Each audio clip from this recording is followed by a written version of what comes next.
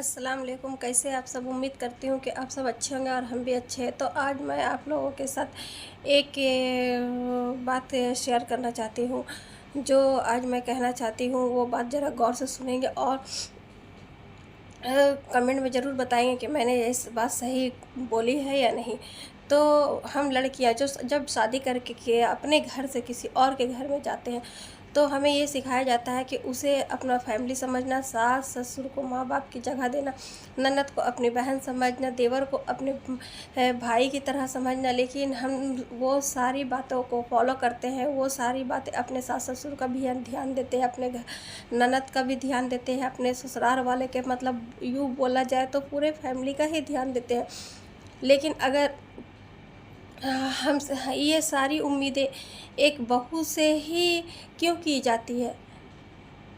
लेकिन हम लोग हम जब बहू बन के आते हैं तो हर एक का बहुत ही अच्छे से ख़्याल करते हैं। लेकिन हमें भी तो हम भी तो ये सोचते हैं कि अगर हमारी जैसे शादी हुई है, जो दामाद है, तो वो भी जिस तरह हम उनके पेरेंट्स का ध्यान देते हैं, उनके घर वालों का ध्यान देते हैं, उनकी केयरिंग करते हैं। अगर हमसे थोड़ी सी भी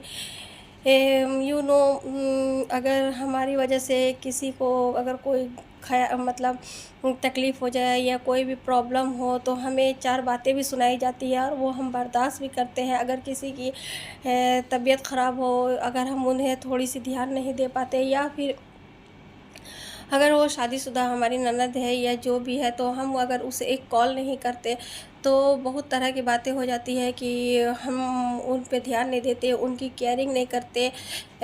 एक कॉल कर कर तुम उसे पूछ नहीं सकती कि उसकी तबीयत ठीक है या नहीं है।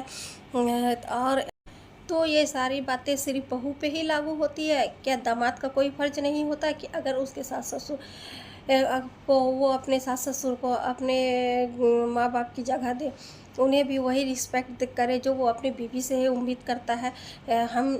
वो भी अपने ससुराल वालों को इतने ही केयरिंग करे। अगर उनकी तबीयत ख़राब रहे या हो तो एक कॉल कर कर वो भी पूछ सकते हैं कि उनकी तबीयत कैसी है।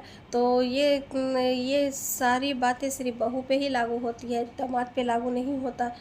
अगर हमारी बात सही लगे तो कमेंट में ज़रूर बताइएगा कि मैंने सही बोले या गलत बोले। अल्लाह हाफ़िज़।